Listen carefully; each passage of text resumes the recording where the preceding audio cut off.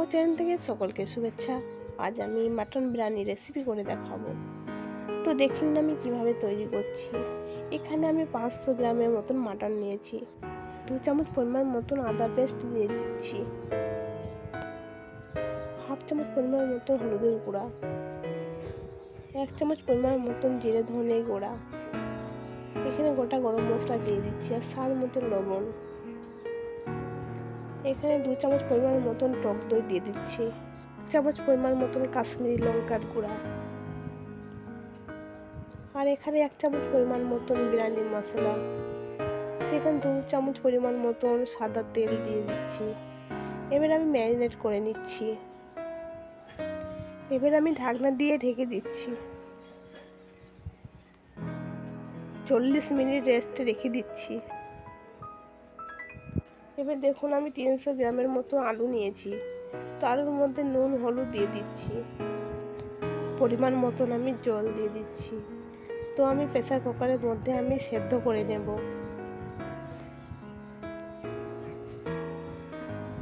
দেখুন আমার সেদ্ধ হয়ে গেছে, এবার আমি তুলে নিচ্ছি। মাটনগুলো আমি প্রেসার কুকারের মধ্যে সেদ্ধ করে নেব। তো এদিকে আমি 500 গ্রামের মতন বিরিয়ানি চাল নিয়েছি। এখানে আমি 2 কাপ পরিমাণ মতন জল দিয়ে ভিজিয়ে রাখছি। দেখুন প্যানের মধ্যে আমি তেল বসিয়ে দিয়েছি, সেদ্ধ আলুগুলো ভেজে নিচ্ছি।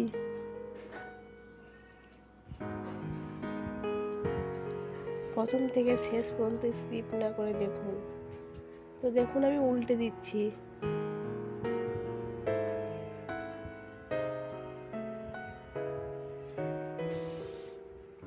আমার ভাজা হয়ে গেছে, এবার আমি তুলে নিচ্ছি।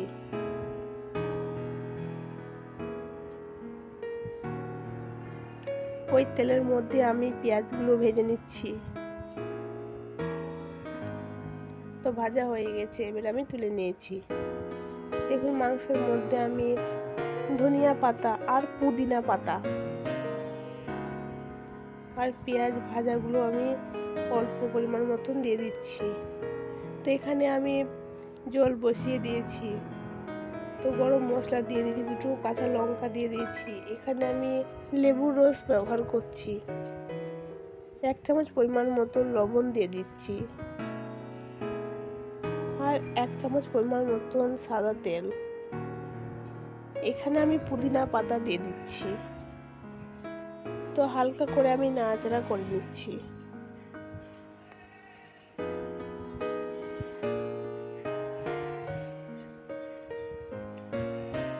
ভিজিয়ে রাখা চাল দিয়ে দিচ্ছি, হালকা করে আমি নাড়াচাড়া করে নিচ্ছি।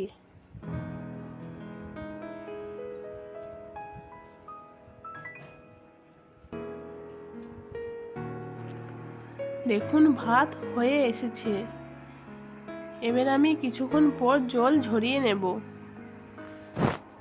এখানে আমি অল্প পরিমাণ মতন দুধ নিয়েছি। এখানে 1 চামচ পরিমাণ মতো কেওড়ার জল, 1 চিমটে পরিমাণ মতন ফুড কালার, আপনারা এখানে কেশর ব্যবহার করতে পারেন। তো এখানে আমি 3-4 ফোঁটা মিঠা আতর দিয়ে দিচ্ছি। এবার পাত্রটা ঘি দিয়ে রেডি করে নিচ্ছি। এবার দেখুন রাইসগুলো দিয়ে দিচ্ছি। তো আমি সুন্দর করে সাজিয়ে নিচ্ছি। দেখুন এখানে আমি দুধের মিশ্রণ কিছুটা দিয়ে দিয়েছি, অল্প পরিমাণ মতন বিরিয়ানি মশলা আর 1 চামচ পরিমাণ মতন ঘি। এর মধ্যে ভাজা আলুগুলো দিয়ে দিচ্ছি আর দিয়ে দিচ্ছি পেঁয়াজ ভাজা। তো এর মধ্যে আমি মাটনগুলো দিয়ে দিচ্ছি।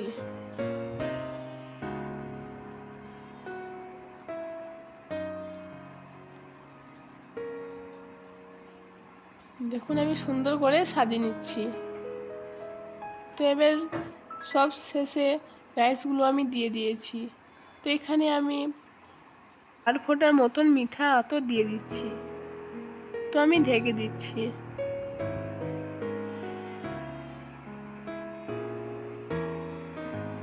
এই রেসিপিটা যদি ভালো লাগে লাইক সাবস্ক্রাইব করে দিন। তো দেখুন আমি দুধের মিশ্রণটা আবারও দিয়ে দিয়েছি আর দিয়ে দিয়েছি ধনিয়া পাতা পুদিনা পাতা। আর এখানে দিয়েছি পেঁয়াজ ভাজা, দিয়ে আমি সাজিয়ে নিয়েছি। তো উপর থেকে আমি 1 চামচ ঘি দিয়ে দিচ্ছি। দেখুন দারুণ লাগছে। তো এবার আমি ঢাকনা দিয়ে ঢেকে দিচ্ছি। এখানে আমি আটার মিশ্রণ লাগিয়ে দিয়েছি যাতে গন্ধ বের না হয়। তো দমে রেখে দিয়েছিলাম কিছুক্ষণের জন্য। আমি পরিবেশন করছি মাটন বিরিয়ানি। দারুণ টেস্ট হয়। তো আমার রেসিপি যদি ভালো লাগে তো শেয়ার কমেন্ট করবেন।